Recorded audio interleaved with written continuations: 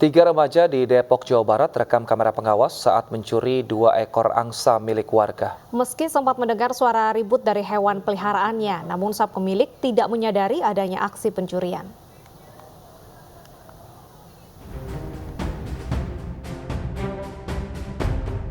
Bocah 5 tahun di Kecamatan Kota Mobagu Selatan, Kota Mobagu, Sulawesi Utara meninggal dunia dengan kondisi lebam di beberapa bagian tubuh. Selain luka lebam di tubuh korban juga ditemukan luka akibat benda tajam. Nenek korban yang curiga dengan kematian korban meminta korban untuk diotopsi. Proses supaya orang puas. Kalau nyak mau proses kita sendiri nyak puas kasihan bau. Aduh, bagus beli 5 tahun nih adik. Baru 5 tahun kasihan aku. So begitu DP beban mau. Tahan kasihan enggak Adik itu sejak bayi sudah. Ayo, sejak lahir ada bagi kita 5 tahun memang. Pada berlibur dengan DP ayah di Gorontalo. Besok kita berencana mau jemput dari semua sekolah kasih aku kejadian begitu. Bu. Sebelum meninggal dunia, korban sempat berlibur ke tempat orang tuanya yang bekerja di Gorontalo. Selama ini korban diasuh neneknya di Kota Mobagu. Saat ini orang tua korban diperiksa di Mapolres Kota Mobagu. Dari Kota Mobagu, Sulawesi Utara, Risnan Labejang, iNews melaporkan.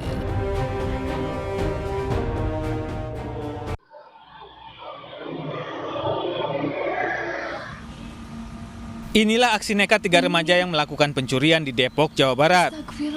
Ketiga pelaku sempat berputar-putar dengan kendaraannya untuk memantau situasi di lokasi kejadian.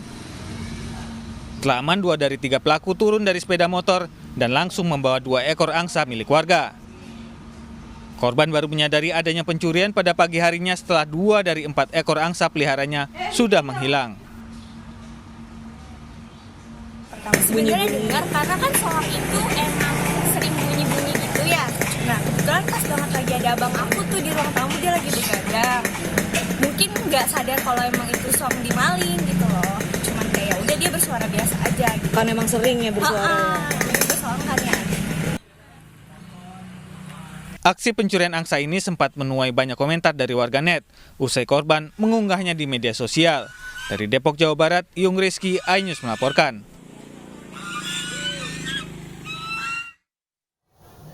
Unit Jatanras Polrestabes Makassar, Sulawesi Selatan berhasil menangkap belasan anggota geng motor yang kerap berulah di Kota Makassar, Sulawesi Selatan. Dari belasan yang ditangkap, 2 diantaranya diketahui terlibat dalam kasus penembakan panah busur terhadap seorang pria di jalanan.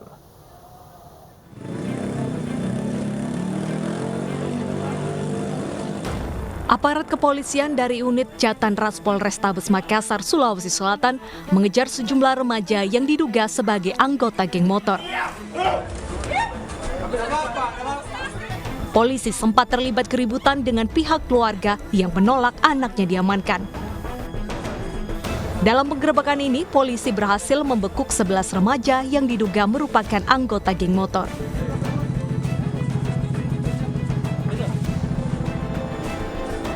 Dua diantaranya merupakan joki aksi kejahatan dan terlibat dalam aksi penembakan busur panah kepada seorang pria.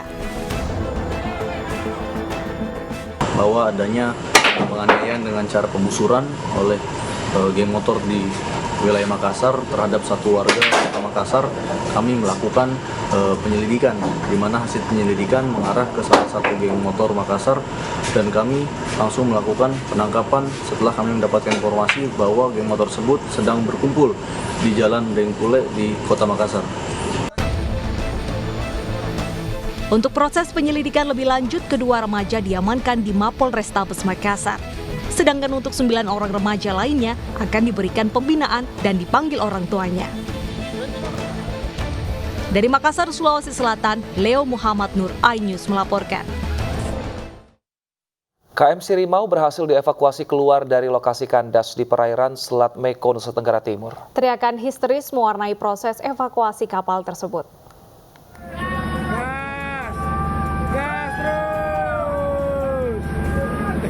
Setelah 3 hari terjebak di antara karang di perairan Selat Meko pada Kamis siang, KM Sirimau akhirnya berhasil dievakuasi. Proses evakuasi dilakukan tim gabungan dengan menggunakan kapal ganda Nusantara 14 milik Pemda Lembata.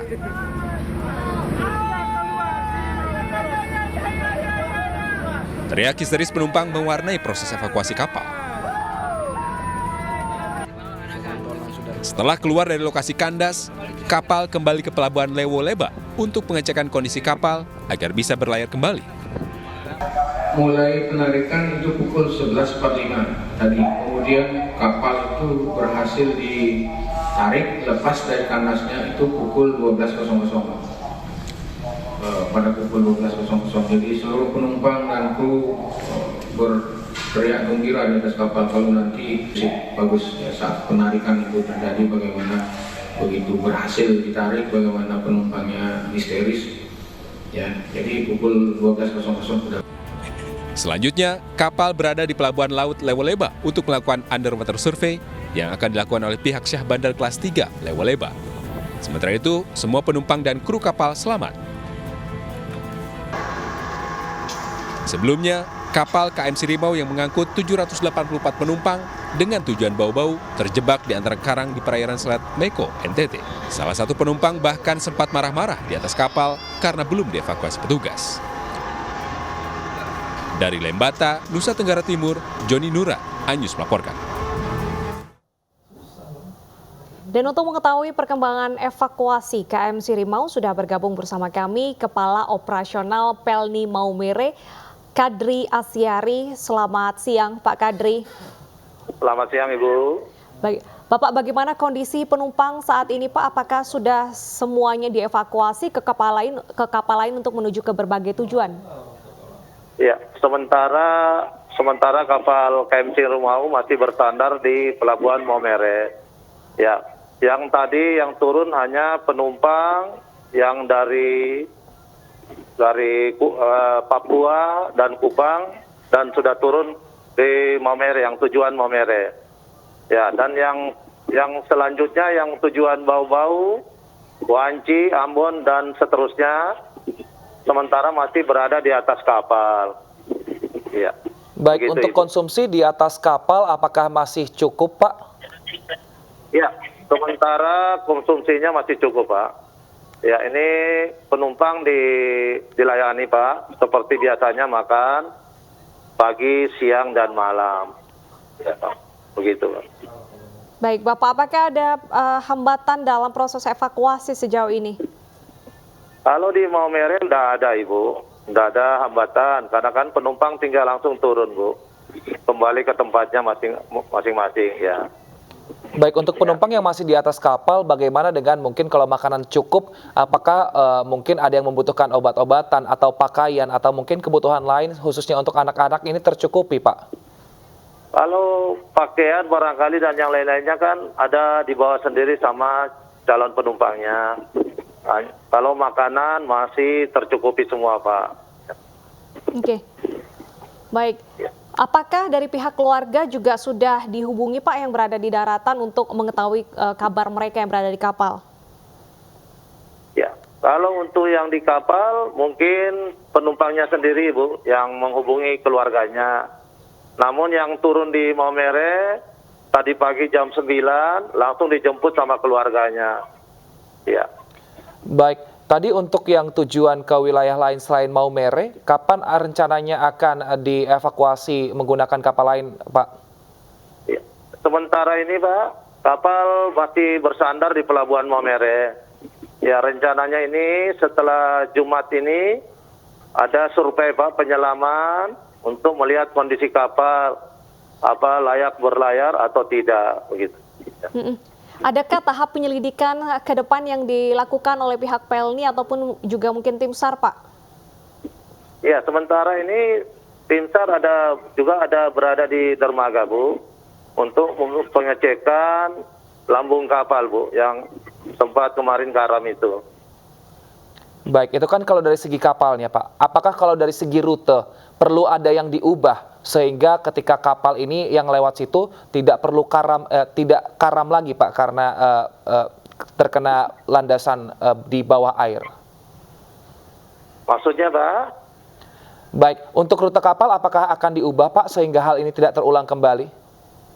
rutenya tetap Pak, sesuai dengan rute selebihnya dari Lauleba langsung Maumere, Bau-Bau, Wanci, Ambon, Sorong dan seterusnya, Manokwari ya.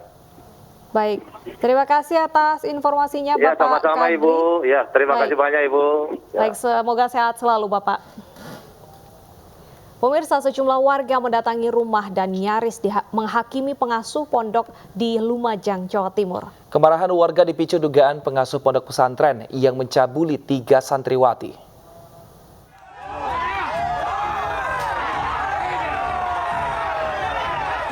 Pengasuh pondok pesantren di Lumajang, Jawa Timur nyaris dihakimi warga yang mengepung tempat tinggalnya. Untuk mencegah kemarahan warga, petugas kemudian mengamankan pengasuh pondok pesantren yang berada di Desa Curah Petung, Kecamatan Kedung Jajang, Lumajang kemarin petang. Kemarahan warga serta wali santri dipicu dugaan pengasuh pondok pesantren yang mencabuli 3 santriwati. Terbongkarnya dugaan pelecehan seksual bermula saat 2 santriwati mengadukan perbuatan pelaku kepada orang tuanya. 2 orang wali santri melaporkan kasus dugaan ini kepada kepala desa. Kemudian setelah diketahui oleh massa tentang tindakan yang dilakukan oleh kiai ini,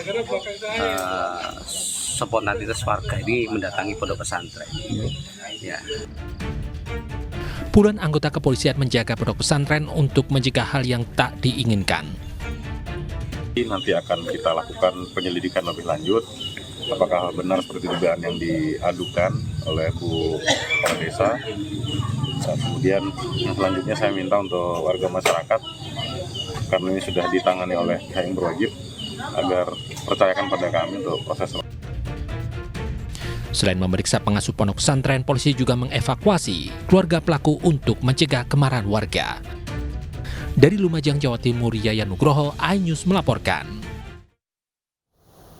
Presiden Jokowi memutuskan untuk membuka kembali keran ekspor CPO dan minyak goreng mulai Senin depan. Keputusan tersebut diambil dengan beberapa pertimbangan.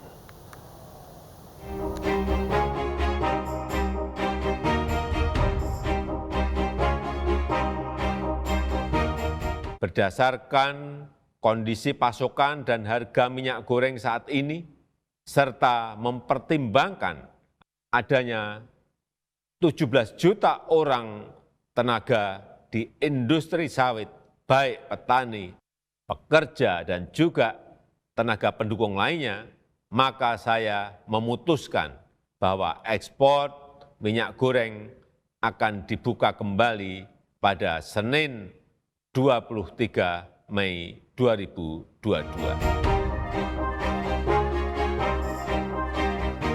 Kemelut minyak goreng perlahan menemukan titik terang. Presiden Joko Widodo yang semula menghentikan ekspor minyak goreng dan bahan bakunya akhirnya kembali membuka izin ekspor minyak goreng per Senin 23 Mei 2022. Pertimbangan yang diambil berdasarkan harga minyak goreng yang dianggap turun dan mempertimbangkan tenaga kerja industri minyak goreng dan petani sawit. Asosiasi Petani Kelapa Sawit Indonesia mengapresiasi keputusan Presiden.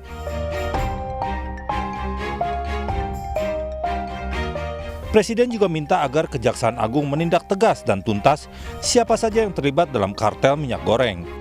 Kejaksaan Agung sudah menetapkan 5 tersangka. Yang terbaru, Lin Chiwe, yang merupakan pihak swasta yang diperbantukan di Kementerian Dalam Negeri RI. Peran Lin Chiwe mengkondisikan produsen CPO untuk mendapatkan izin persetujuan ekspor secara melawan hukum. Total Kejaksaan Agung telah menahan 5 orang tersangka korupsi izin ekspor CPO, termasuk Dirjen Perdagangan Luar Negeri Kementerian Perdagangan Indrasari Wisnuwardana. Pelarangan ekspor berlaku 28 Mei 2022 untuk semua jenis produk mulai dari CPO, RPO, hingga used cooking oil. Larangan berlaku hingga tersedianya minyak goreng curah murah di masyarakat pada harga Rp14.000 merata di seluruh tanah air. Dari Jakarta, tim liputan iNews melaporkan.